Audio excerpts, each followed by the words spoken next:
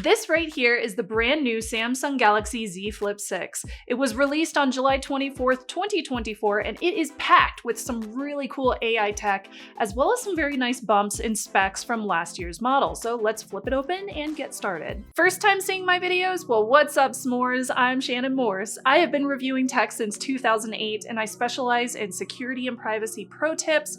So if that's something that you're into, if you want to learn how to not get hacked, then subscribe. Let's pick it up with the Samsung Galaxy Z Flip6. This starts at $1,099.99, and it comes in a wide range of vibrant colors like this one, which is the yellow color. There's also a silver shadow, mint, blue, crafted black, white, and peach. In the box, you will find the phone itself. There is a USB Type-C cable, and the usual paperwork is in here too. There's also a SIM ejector tool, but no charger included. The design of the Galaxy Z Flip6 looks almost exactly like last year's, with a few changes to the aesthetics, like the color rings around the cameras right here front and center. There's also more of a matte color uniformity around the edges. You will notice that on the form factor here. It's also made with Gorilla Glass Victus 2, and it's made with this aluminum armor frame. Now this year we got an improved IP rating. This one is now at IP48. So for example, if you want to dump this thing in water, or if you take it out on a hike with you, it will be better protected than previously. Now I did take this to the beach with me to test it in this environment that it's not necessarily safe in. For example, sand and dust smaller than 1 millimeter could still be an issue. So my biggest pro tip here is use a case to protect it, and before you close it, just make sure to wipe off the screen so nothing gets stuck in between the display whenever you finally shut it. I have had an RL friend, that's a real life friend, who got dead pixels on her Flip 4, and another one who dropped their Flip 5 and it messed up their folding display. So has the Z Flip 6 increased in durability? I hope so, but these are still more fragile than a regular S24 Ultra. There is still a pre-applied screen protector on here. That's on the folding screen on the interior. You cannot really see it unless you look super close at the edges here. It does feel thinner. It's not as noticeable as previous generations. Yes, you do still get dust around the edges where it gets caught in between the screen protector and the aluminum frame. And I will say that can get annoying, but so far it has not gotten scratched up or started to peel, so I am leaving it on for the time being. This phone does have a really stunning foldable display. It comes with that 120 Hz refresh rate. It can be piped down as well. It does get very bright, peaking at 2600 nits. I found that to be incredibly useful when I was at that beach in bright sunlight. Now here, it's hard to see in my footage because the S24 Ultra that I was recording on would auto-correct the exposure, but in real life it was very good in sunlight. The cover screen as well, its size makes it really perfect to just do a quick glance or check your notifications. Now I do wish that this cover display was, a little bit faster in terms of the refresh rate. I wish that it had more customizations available on it. It is lacking in potential here, but I will say more on that in just a bit. By the way, I absolutely love reviewing mobile devices and giving you really in-depth analysis of these phones. They have gotten more expensive in recent years, and we need to make solid purchasing choices. So if these reviews are valuable to you, subscribe for more. It is free to subscribe. It supports my channel. Plus, you get to see my videos pop up more often in your feed. You can scan the QR code, which is over here, or you can just simply go to youtube.com/Shannon Morse and just hit the subscribe button on this video. All right, back to that folding display. Let's open this up and take a look at it. So even though the folding display's resolution is full HD+, it's not quad HD+ like my S24 Ultra. That's not really a big drawback here. It is skinny, it is super skinny, but if you are buying a flip phone, then compactness is kind of what you're going for here. It's kind of like having a real life Star Trek communicator, and I kind of love that. I mean, yes, I am a Trekkie, like you can kind of see the Uhura Barbie doll over there. I have had that thing since I was a child. I stole it from my dad.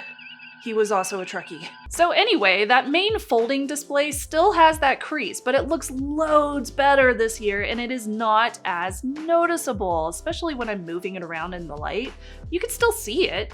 yeah, it's still there. You can still feel it when you run your finger over it. And yes, you can see it in some light settings, but it's pretty minimal. When I showed it to family members, they were really impressed with this screen. My 6-year-old niece even asked me if I brought my phone that folds up when I visited her. So even though we are several generations in now, people are still really wowed by this form factor. Like, she hadn't seen a folding phone since I came to visit her last year, and she remembered that from when she was 5 years old. So I feel like that says something. Now let's flip over to the cameras. The Galaxy Z Flip6 features a dual rear camera setup with a really big upgrade to a 50 megapixel wide lens and an improved 12 megapixel ultra wide lens. It does support 4K video at 30 and 60 FPS, 720 at a super slow 960 FPS. The front camera is a 10 megapixel wide lens. That one is right here on the interior.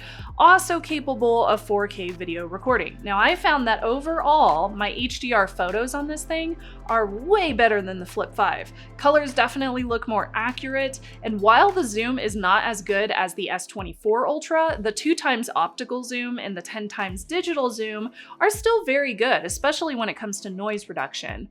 Low light photos are a lot better too, with clear photos that don't look over sharpened. Some of the previous ones did look kind of too sharpened. If you do take selfies, the skin colors are more accurate, they look warmer, and even though there is no autofocus whenever you're using that internal selfie lens, for group pictures with the ultra-wide selfie lens, it's still quite clear. Now, some of my selfies on the beach had the sky and the sand looking almost gray while we popped in saturation. Those blues were really popping. But to be honest, if choosing between the selfie camera or the main lenses while it's closed, and you definitely get that preview screen on the front, I would just use those main lenses for like all of my pictures. Now, portrait mode still looks pretty digital. I love the natural bokeh or bokeh that you get from the main lens way more, and I do have some footage that I captured on the Flip 6 to test stability and the audio. So what do you think? This is a video test of the Z Flip 6 with the folding screen's selfie camera. Let me know what you think of this. This is my behind the scenes of the set. What do you think? I know it's super messy right now because I have a lot going on, but let me know what you think of this, as well as how the image stabilization is processed. The lighting looks pretty good inside the studio. And here we have a selfie video from the Z Flip 6 on the cover lens. So this is the rear facing lens, but I have it flipped out so I can actually see it myself. It looks pretty good. This is the lighting for an interior video file. It's not too bad, but let me know what the audio sounds like on this as well down in the comments. Hello, my dear. How are you doing today? Are you good, Suki? Hello? Oh, hi. You want belly rubs, don't you? Do you want a belly rub? Okay, let's give the doggy a belly rub. How's that? Is that good? Yeah. Shake. Yes. Good girl.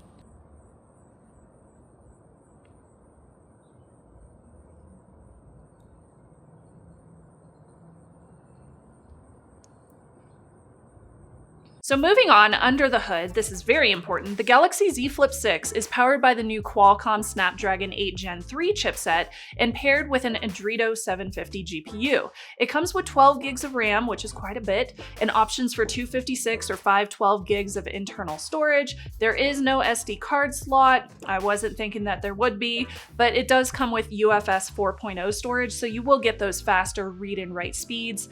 It runs on Android 14. It's got Samsung's One UI 6.1.1 out of the box. The Galaxy Z Flip 6 does offer a smooth and really customizable user experience. There is a little bit of bloatware as usual, but nothing too intrusive. It's mostly just the Samsung apps. Samsung has included a few fun features specific to the foldable design, like we still have the flex mode, which splits the screen for multitasking. That is so useful for things like video calls or watching YouTube videos. If you're on a flight, you can simply put this into that flex mode and you can watch a teeny tiny movie on it if you want. That would be kind of small though, so you might not want to do that. Anyway, on the cover screen, I do wish that they had more widgets just kind of built into the settings, and I would like more app functionality, but I can add more with Good Lock and Labs, so that does help a little bit. But I still want more. There is no DeX support, sadly. But the phone does a really solid job for performance. Like, I was editing some 4K footage in CapCut with no lag, with an export taking about 10 seconds for a 1-minute video, and that's pretty excellent. My 3D Mark Wildlife Extreme benchmark scores were good overall. There were a few minor differences in between them as this phone was getting a little bit warmer and a little bit more processing power, and the battery had declined some more. But the phone has this new vapor chamber cooling technology, but I will say when I was gaming or benchmarking, I still noticed significant heat, especially on the rear where the cover screen is, while I had this open and I was playing a game. So this side was quite warm, while this side was pretty normal.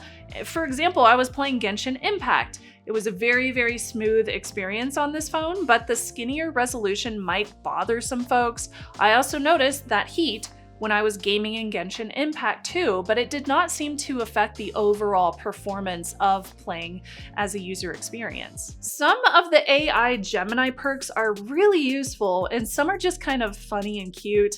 Using the cover screen with interpreter mode is so dope. It's already pre-installed on your Flip6, so you just swipe down to your settings, you find the interpreter icon. It's not going to be completely accurate, but it should get you around if you're just using this in another country to like find your way to a bathroom or something, or you want to order some beer. You should be okay. Sketch to image in Notes is so cute, and it's a really fun way to use Gemini to create AI images.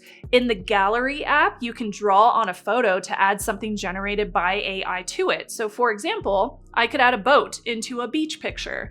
Do they look realistic? Not all the time. Sometimes the boats are kind of just flying through the air, so it definitely doesn't make it realistic every single time, but it's still really funny to show people what you can come up with. Portrait Studio can generate an AI portrait based on a photo. It turned me into a Disney princess on more than one occasion, and I'm okay with that. I'm totally fine with this thing turning my 38-year-old soul into a cute little Disney princess. I like that. Though sometimes things can get a little bit wonky and odd looking. Like, nobody is perfectly symmetrical, and it didn't always get my eyes right. It tends to over accentuate those like non-symmetrical features. So there were a few where I looked super derpy and I was like, that looks really weird.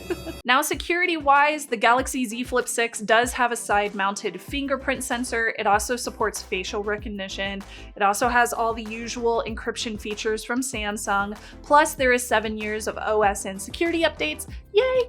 In terms of audio for videos and podcasts, music and calls, the stereo speakers do give us a little bit more bass compared to the Flip 5, but otherwise they sound about the same. Now, Samsung advertises a 50% charge in 30 minutes with wired charging, and that's pretty close to what I saw with a compatible charger. For screen on time, I do have a few examples here over the course of my usage. The lowest screen on time was on my gaming and 3D Mark benchmarking day, so I was using a ton of processing power, but this is what I got on average. I was really surprised with the screen on time, given that the higher brightness than the Flip 5 might make it less. Even though the battery capacity is larger, I was sort of expecting similar results to my Flip 5, but the screen on time does appear to be longer, and that is a big plus. So the Z Flip 6, it is pricey, but if you are into foldables, it is one of the best on the market. I really like the Flip 6. I'm glad that we are finally seeing some better cameras to the point where I could potentially use this for work. The AI features are super fun. They're so cute. AI features are not the reason that I would buy a phone, but I would buy this more for its form factor. Like, if I really wanted something compact, I would buy one of these. So should you grab one? Well, it's certainly more powerful, it's full of features, but I still feel like Samsung is kind of playing it safe with the cover screen. They could go totally nuts with the cover screen and make it super customizable, but right now we're pretty much stuck with whatever we can do with Good Lock in the labs. If you want to see a comparison between the Flip 5 and the Flip 6, I have that video over here. You can also watch this one that YouTube thinks you'll enjoy if you're watching on mobile or PC. If you're watching on TV, then you can click that QR code to subscribe to my channel. Subscribe if you like this video, and I will be back soon. Bye, y'all. Not the reason I would buy a phone, though. Was that a spider? Oh, I'm good. Okay. Oh my God. I got so sidetracked. I thought there was a spider. Woo! ADHD. Okay.